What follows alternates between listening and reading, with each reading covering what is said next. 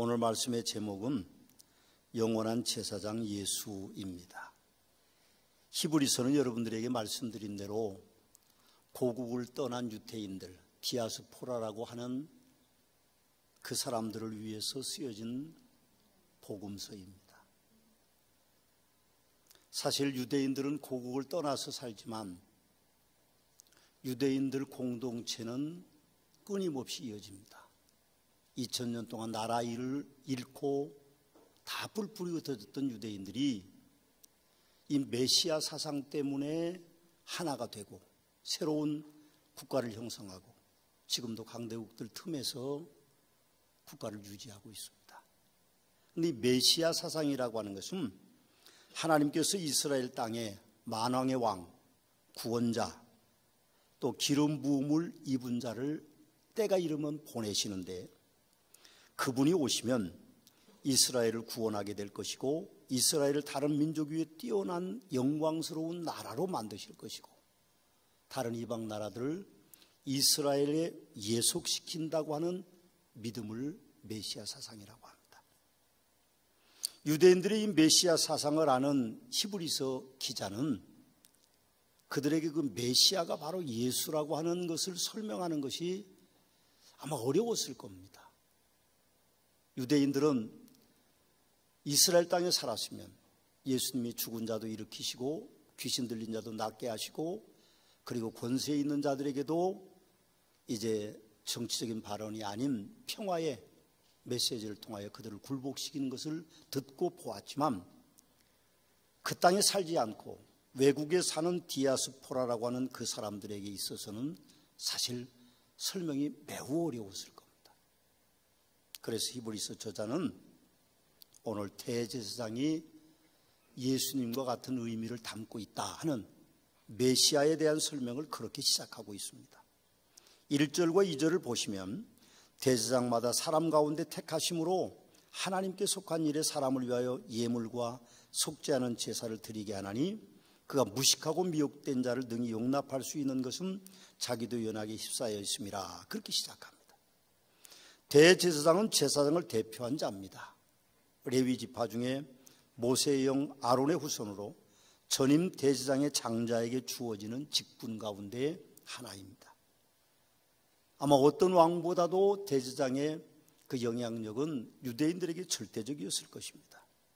이 대제사장은 세우는 의식은 전직 대제사장이 그것을 집례하는데 제사장에 오를 사람의 몸을 정결케 하고 그리고 예복을 입힌 다음에 그의 몸의 여러 곳에 예를 들면 귓불 같은데 그렇게 피를 바르는 거죠.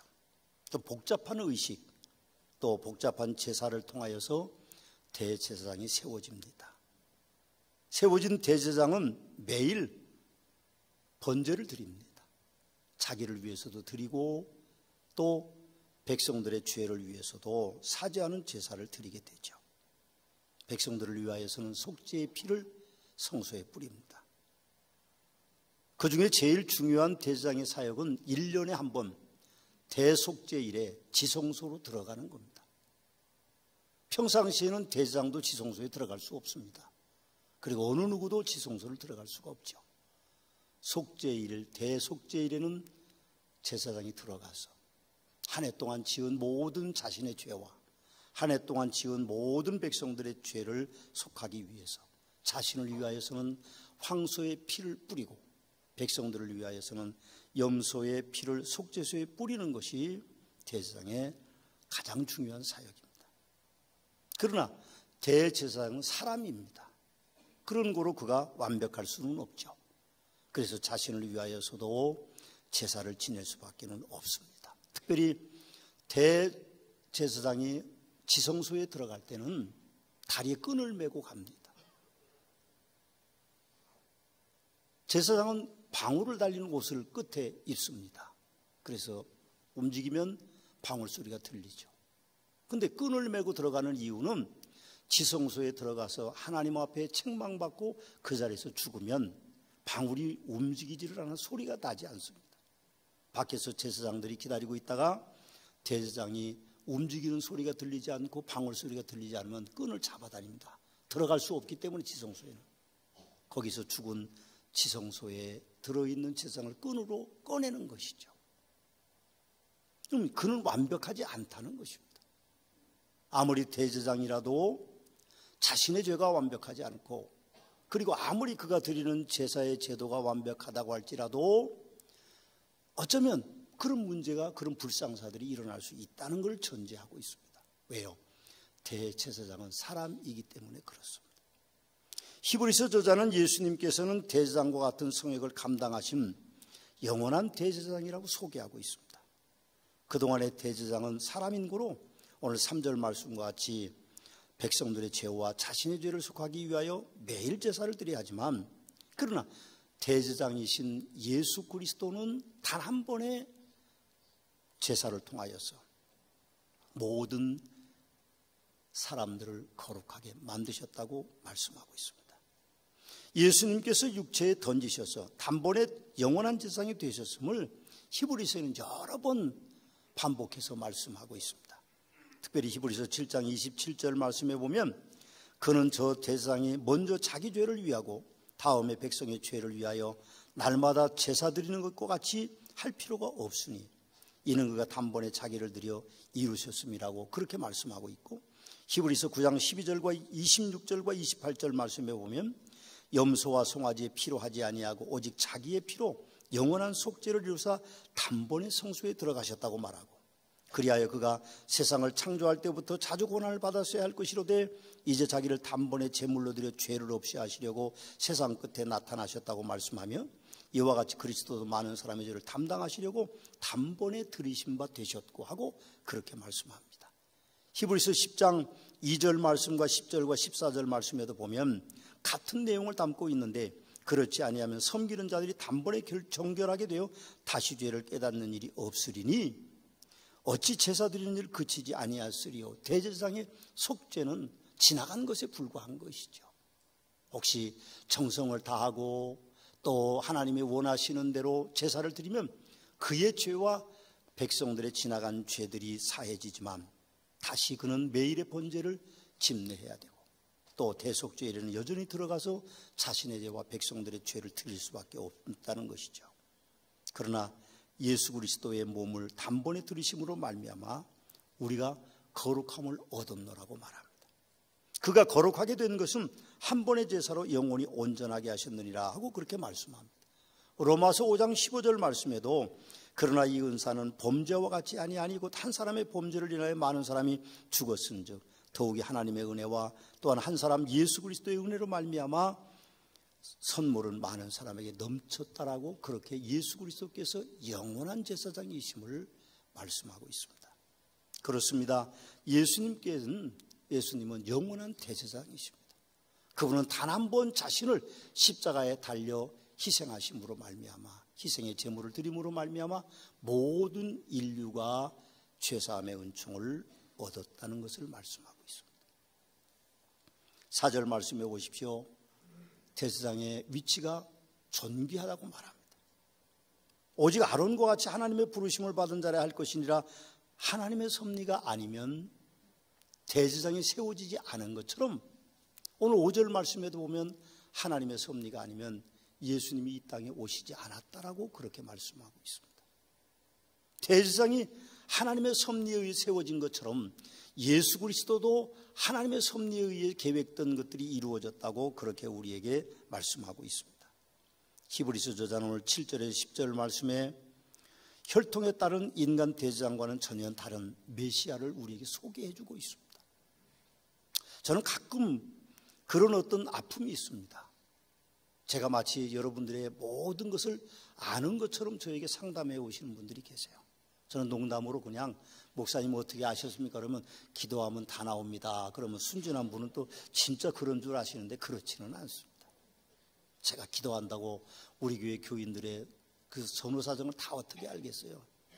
물론 얼굴 표정만 봐도 어떤 어려움이 있는지는 몰라도 어려움이 있다는 것 정도는 알고, 또 여러분들이 저에게 상담해 오면 아픔을 같이 할 수는 있지만 사실은 제가 여러분들의 문제를 다 해결해 줄 수도 없습니다.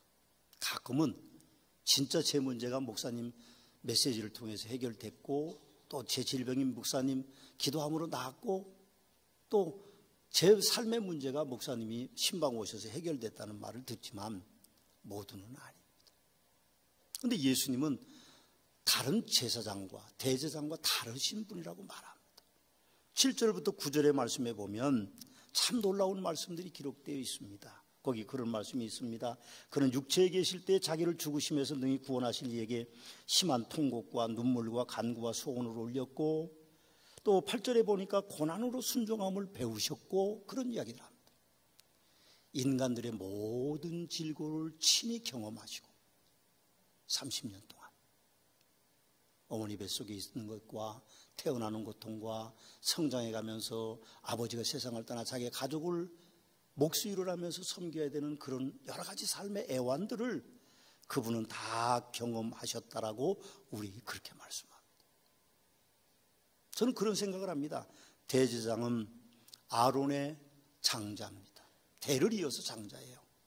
대를 이어서 장자들이 하는 건데 그들이 어떻게 백성들의 고난과 고통을 잘 알겠습니까? 흙수저가 아니죠. 금수저였을 것입니다. 그러나 오늘 예수님은 오셔서 모든 사람들의 고난과 고통을 다 경험하시고 우리의 메시아가 되셨다고 말합니다. 성경은 우리에게 예수님이 오심에 대한 예언을 많이 이야기하고 있습니다. 특별히 창세기 3장 15절의 첫 번째 예언으로 내가 너를 여자와 원수가 되게 하고 내 후손도 여자의 후손과 원수가 되게 하리니 여자의 후손은 내 머리를 상하게 할 것이요 너는 그의 발꿈치를 상하게 할 것이라고 하는 그 고난과 고통에 대한 예언이 시작됐고, 예수님 오시기 700여 년 전에 이사야 선지자는 고난받는 메시아를 우리에게 이렇게 예언했습니다. 그는 주 앞에 자라나기를 연한 순 같고 마른 땅에서 나온 뿌리 같아서 고운 모양도 없고 풍채도 없은즉 우리가 보기에 흠만하면 아름다운 것이 없도다. 그는 멸시를 받아 사람들에게 버림을 받았으며 간고를 많이 겪었으며 질고를 아는 자라. 마치 사람들이 그에게서 얼굴을 가리는 것 같이 멸시를 당하였고 우리도 그를 귀히 여기지 아니하였도다. 그가 찔림은 우리의 허물 때문이요 그가 상함은 우리의 죄악 때문이라.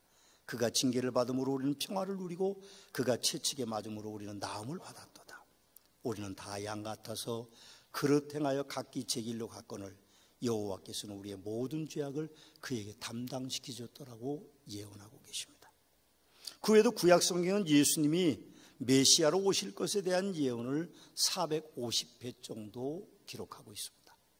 구약 성경이 23,214절로 되어 있기 때문에 그것을 나눠보면 약 51절에 한 번씩 메시아가 오실 것에 대한 예언이 기록되어 있다고 학자들은 그렇게 우리에게 자료를 전해주고 있습니다. 예수님은 이 땅에 고난의 종으로 우리의 모든 죄의 짐을 지고 오시는 메시아로 오셨습니다.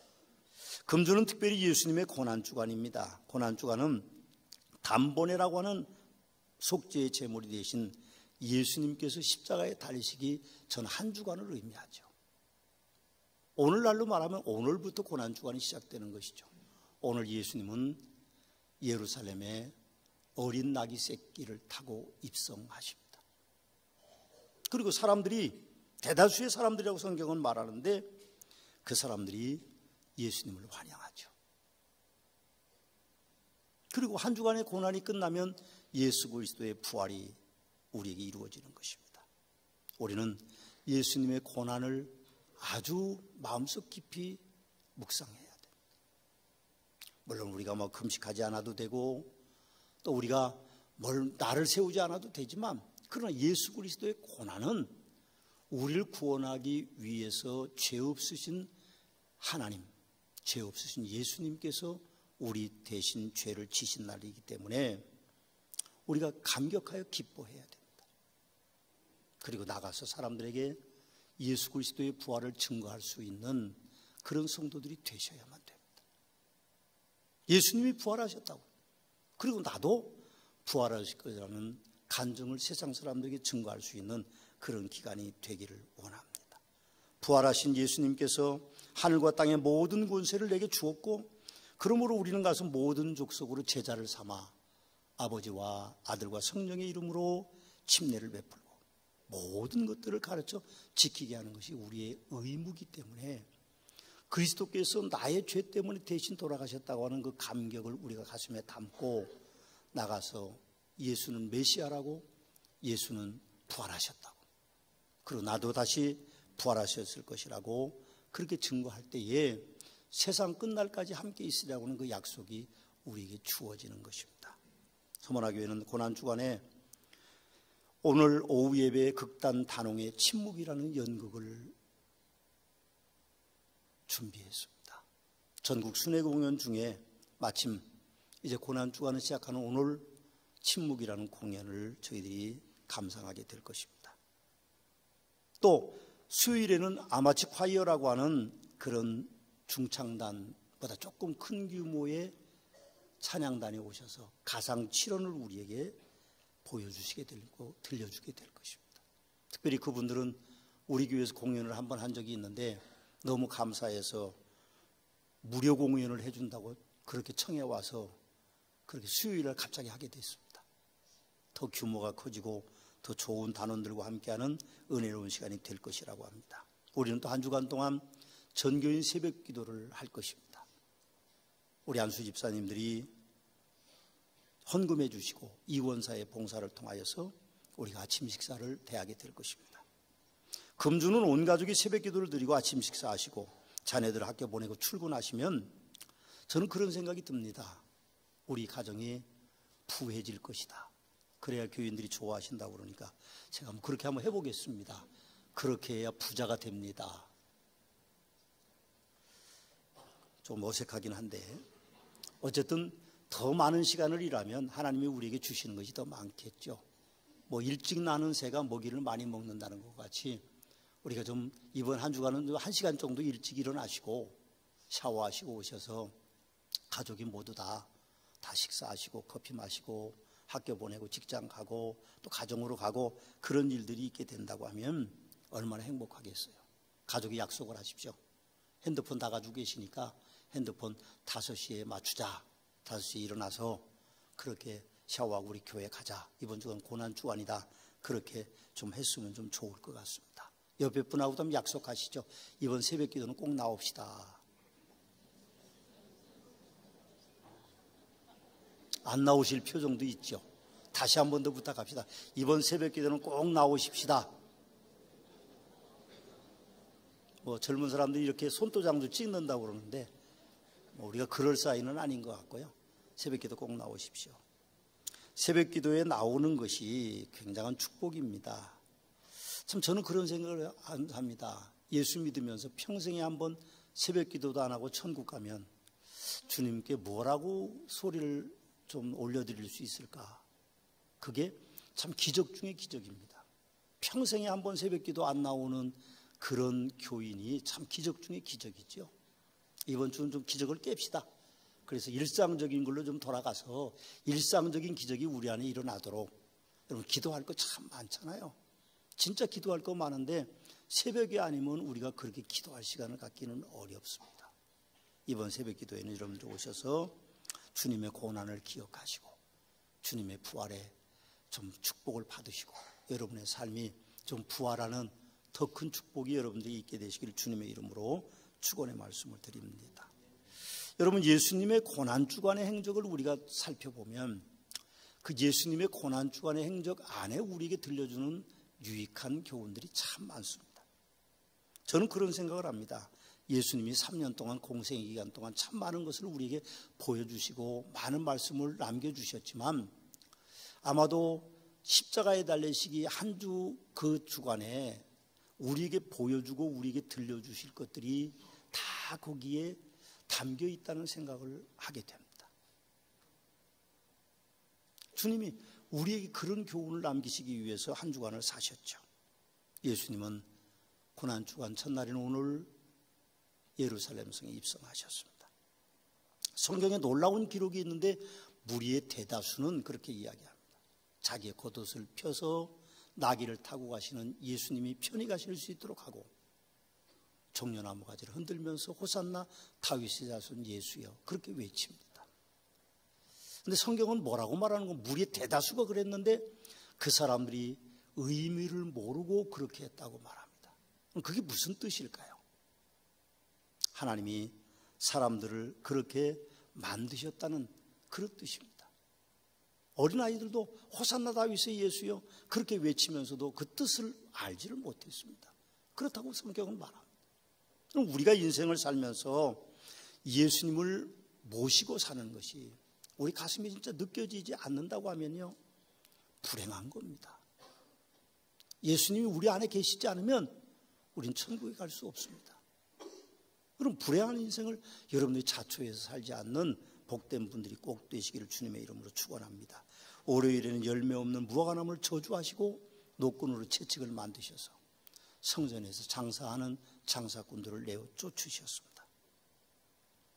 놀라운 것은 그때는 때가 아니라고 성경은 말합니다. 무화과나무가 열매를 맺는 때가 아닌데 왜 참 그 옆에 서 있는 무화과나무가 저주받아서 아침에 보니까 죽었다고 그럽니다.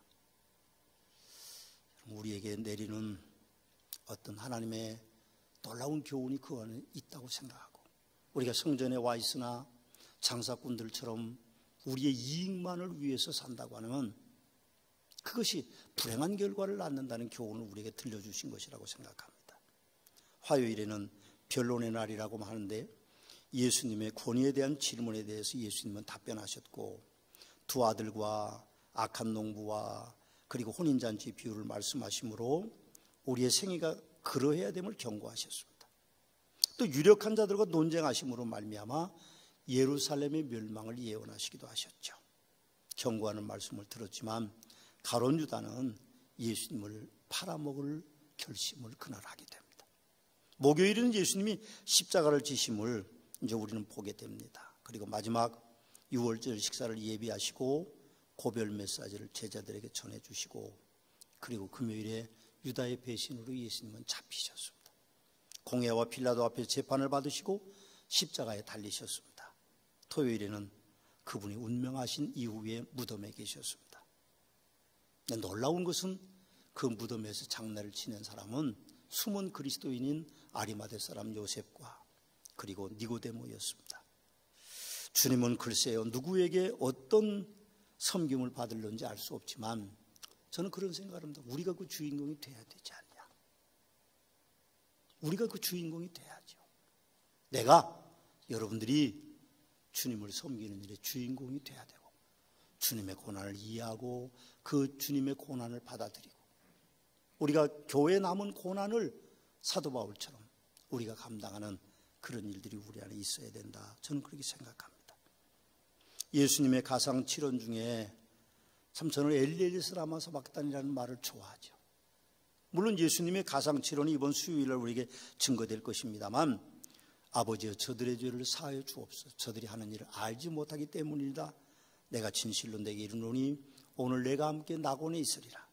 여자여 보소서 아들이니이다. 보라 내 어머니이다. 엘리엘리 라마 사박단이 다 이루었다. 아버지 내 영혼을 아버지 손에 부탁하나이다 하고 하는 말씀을 합니다. 주님의 고난이 얼마나 컸으면 엘리엘리 라마 사박단이 나의 하나님 나의 어찌하여 나를 버리시나이까 하는 고통이 십자가 위에서 이루어졌겠습니까? 그분은 인간이셨습니다. 물론 그분은 하나님이십니다. 그러나 온전한 인간으로 오셔서 우리 인간의 모든 고난을 친히 겪으시고 우리 인간의 모든 고난을 승화시키는 그런 분이십니다. 주님의 고난이 없으면 우리도 그리스도인이 아닙니다. 그걸 느끼지 못하면 안타깝지만 우리는 그리스도인일 수 없습니다. 그분의 고난을 우리가 한 주간 기억하면서 부활의 기쁨을 얻는 복된 성도들이 되시기를 주님의 이름으로 축원합니다. 저는 말씀을 마치면서 히브리서 10장을 좀 함께 읽어보기 원합니다. 히브리서 10장 19절에서 22절입니다. 같이 한번 읽어보시겠습니다. 히브리서 10장 19절에서 22절입니다. 같이 읽어보실까요? 그러므로 형제들아 우리가 예수의 피를 힘입어 성소에 들어갈 담력을 얻었나니 그 길은 우리를 위하여 휘장 가운데로 열어놓으신 새로운 살 길이요 휘장은 곧 그의 육체니라. 또 하나님의 집 다스리는 큰 제사장이 계시매 우리가 마음의 뿌림을 받아 악한 양심으로부터 벗어나고 몸은 맑은 물로 씻음을 받았으니 그 참마음과 온전한 믿음으로 하나님께 나아가자. 예수님의 고난을 한 주간 기억하시면서 참마음과 그리고 온전한 믿음으로 하나님께 나아가는 서문학교의 성도들이 되시기를 주님의 이름으로 축원합니다. 기도하시겠습니다. 이제는 우리 주 예수 그리스도의 은혜와 아버지 하나님의 극진하신 사랑하심과 성령님의 감화, 감동, 역사하시며 은총, 오늘 예수님의 고난을 이해하고 예수님의 고난에 대한 감격으로 속죄함의 은총을 얻고 부활의 기쁨을 전하기 원하는 성도들을 위해 승리와 축복의 하나님으로 함께 계시옵기를 축원하옵나이다. 아멘.